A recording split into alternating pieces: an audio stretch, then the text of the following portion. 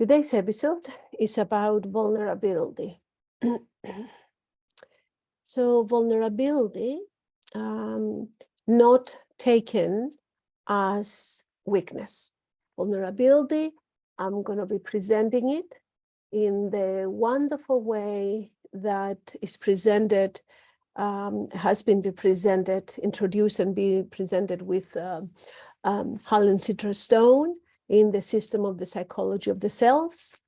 It's one of the most opening, enlightening, and useful ways of using vulnerability, understanding vulnerability.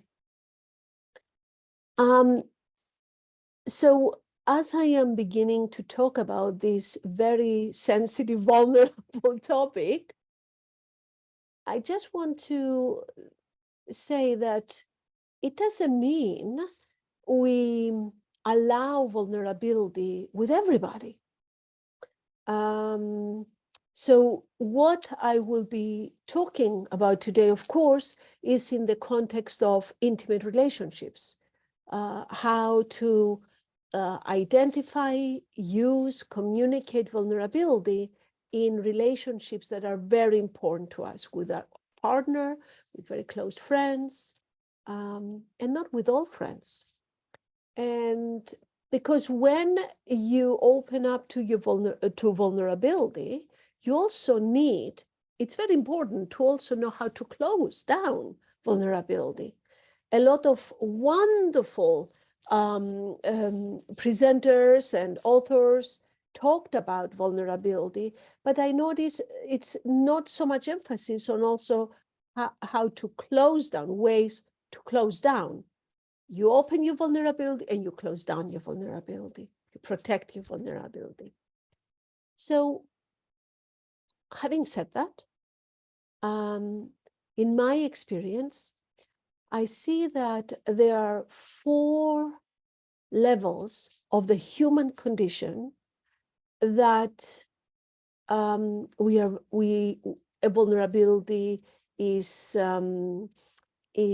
identified in. Meaning, there is a need for safety, a need to be protected, to be safe, emotionally and physically, which means that anytime we are threatened emotionally or physically, our vulnerability, our deeper level, the state of vulnerability starts to activate, starts to vibrate. And if we don't take care of it, it moves us to power. Then we attack, or we leave, or we shut down. So whenever our emotional and physical safety is threatened, our vulnerability gets activated. The second level of vulnerability is vulnerability about financial security. That is a level that if we are threatened, you see, it has to do with, do we have enough food to eat? Do we have a roof over our head? It's basic human survival. The third level that I see is the need to be loved. We all have that need as human beings. So when we talk about vulnerability, we are really talking about basic human needs. The needs for safety and protection, emotional and physical. The need for financial security. The need to be loved. You know, sometimes the need to be loved overshadows, overtakes the need to love. I find that very interesting. And the fourth level, the fourth need that we have is a need for rest and play. We have a need to play. We have a need to rest. Our body can definitely agree with that. But often, if our personality is the kind of needing to always achieve and always to move and do, we don't notice that our body needs to rest. But these are 4 levels, 4 basic needs. So vulnerability implies openness, lack of defenses. It implies high level of sensitivity. It's as if we don't have skin.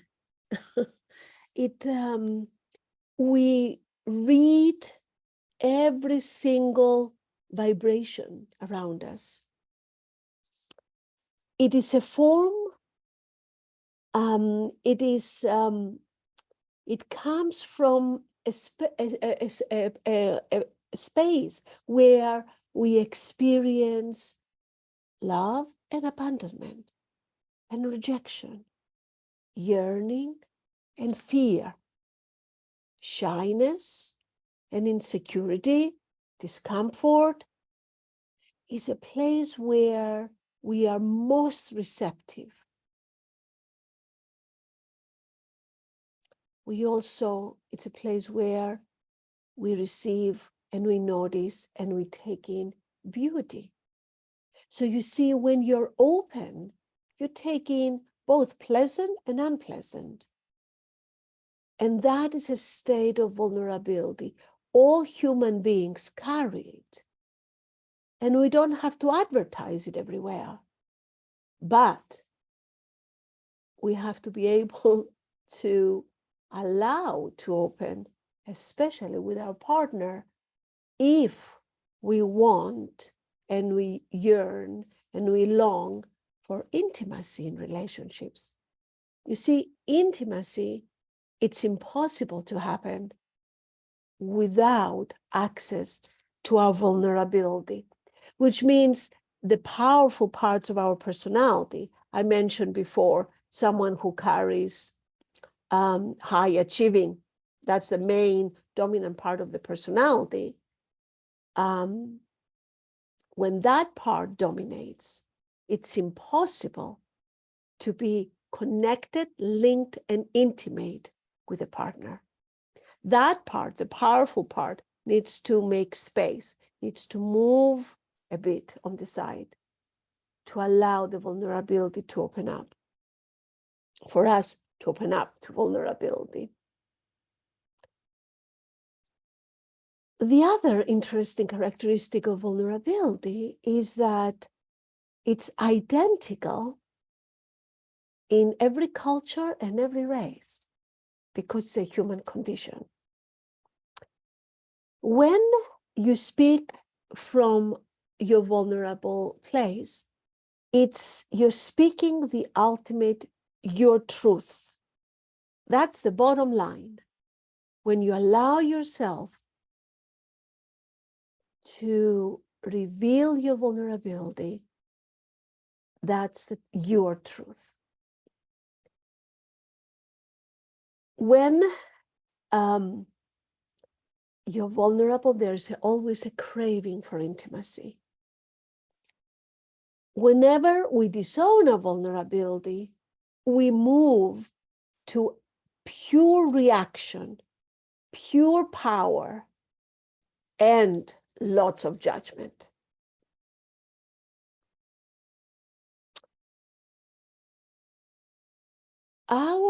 So we have many different parts in us. And these different parts, if you want to to get a reminder of this, because I'm not going to go into detail, again, you can go to the episode where I talk about opposites attract.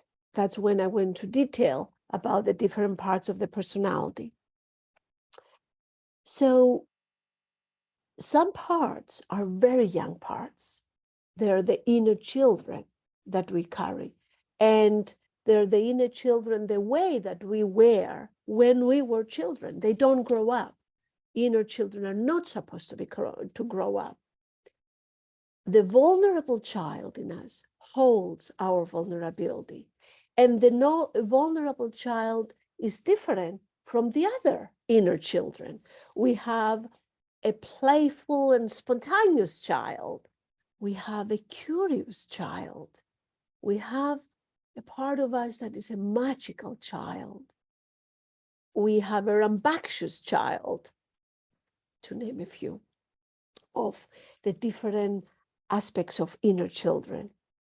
The vulnerable child, the part of us that carries our vulnerability, is very sensitive.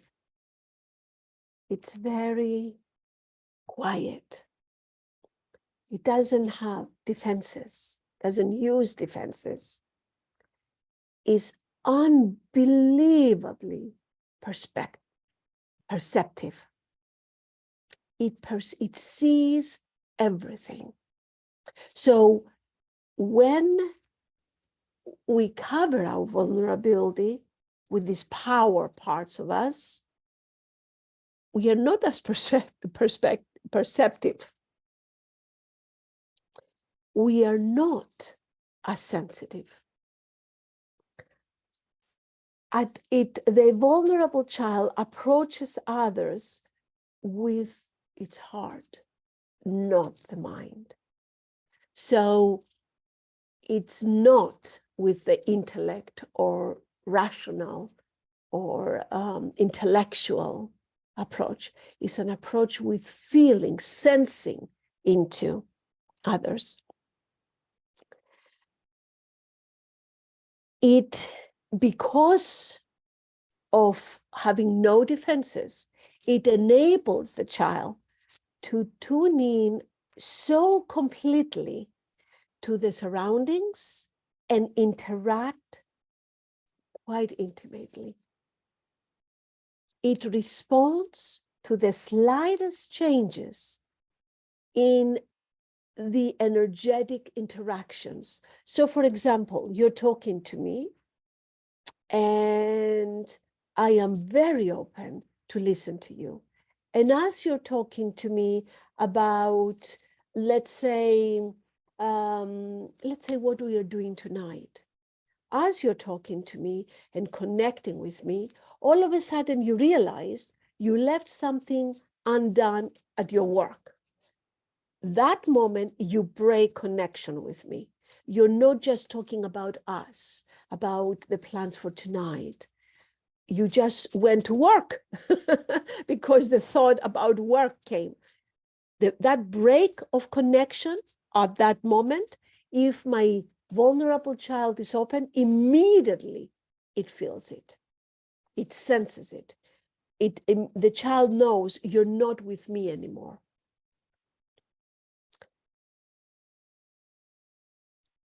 The other part of the vulnerable child, it opens and it comes out only when it's safe enough, when I trust, when it feels safe, I come out. I allow the vulnerable child to come out. Now, in the beginning, I talked about the ability to open up and to close down. Because if you open up to vulnerability and you identify with vulnerability, it's not safe in the adult world to walk around with open vulnerability. You become actually a victim to the world. And that is dangerous. It's like walking in the jungle without claws. So it's important that we don't identify with vulnerability. I mean, people that identify with vulnerability, they relate one horrible story after another, and they were robbed, and then they lost their job, and then they don't have money, and then they were used. And so when you identify with being vulnerable all the time, you become a victim. And that's not what this is about.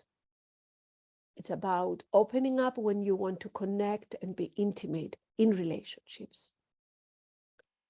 If we bury our vulnerability, we do not know really who we are. We do not know what we like, what we don't like, what annoys us.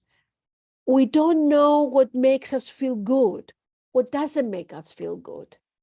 That's why it's very important that we have a connection with our own vulnerability.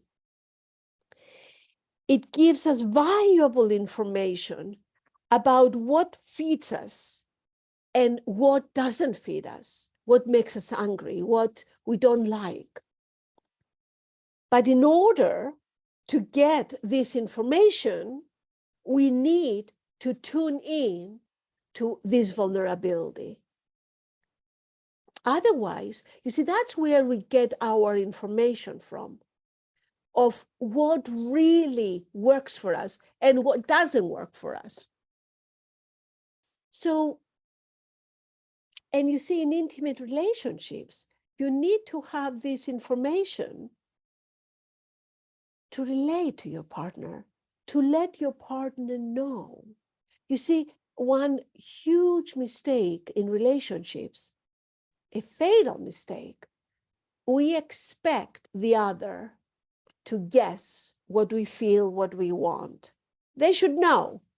They should be able to read my mind. No. If you have that expectation, things will not go down very well. You will end up with a lot of disappointment, conflict, and distance. You're responsible. You see, in adulthood, I think the biggest price we pay for adulthood is that we have to be responsible now for our vulnerability. It's nobody else's responsibility. It's nobody else's responsibility to predict what might hurt us, what might disappoint us. It's our responsibility. It's our responsibility to know that. It's our responsibility to carry our vulnerability. We don't give it away. A lot of people give it to the partner. They expect that their partner should carry their vulnerability or soothe their vulnerability. That's secondary. First is our job to know we're vulnerable and to take care of our vulnerability. Because if we don't, then the power parts of us take over and we become more busy, we become more responsible, we become stronger pleasers of others. When the vulnerability is not available, we do not have access to the parts of us that make us capable of intimacy. It's just not going to happen. When we approach our relationships with others with our vulnerability, we bring with us our sensitivities. There is a self-awareness and awareness of the other that brings with it the possibility of intimacy, of warmth in the relationship, of depth, of sharing very sensitive information. If you do not experience your vulnerability, you do not know really how to take proper care of yourself because you're not aware of your needs. You're not aware of what makes you feel good. The opposite action, if you're not in touch with your vulnerability, is to move to power. So in relationship where there is trust, there is love, there is some awareness of how you and your partner are similar and how you're opposite, which is healthy, is natural. If you know some basic skills to talk and listen, if you're able to have conflict, clear conflict, and move on, access to vulnerability is a basic skill, a basic need, a basic ingredient. In close relationships where there is this yearning, this longing to connect. I mean, that's why you get together anyway. I mean, why being in a relationship? Of course, there are many reasons why people get in relationships. Some of these reasons have nothing to do with trust, nothing to do with love. Maybe it's just business arrangements, and that's okay if it works for both. There's no right and wrong reason of getting in relationships. But if we go to the human level, the ultimate human level and human condition, we find vulnerability, the need to connect, the need to link, to be understood, to be loved. Then it's our responsibility to know how to identify. And in order to identify vulnerability, we need to have some quiet time sometimes, some alone time, some still time. That it's very helpful and also unbelievably necessary to connect with nature. That helps us open up those parts of us that can receive beauty, can receive the other person. So when it comes to vulnerability, that is one of the most important ingredients to close relationships, meaning to be able to know our vulnerability and to handle our vulnerability.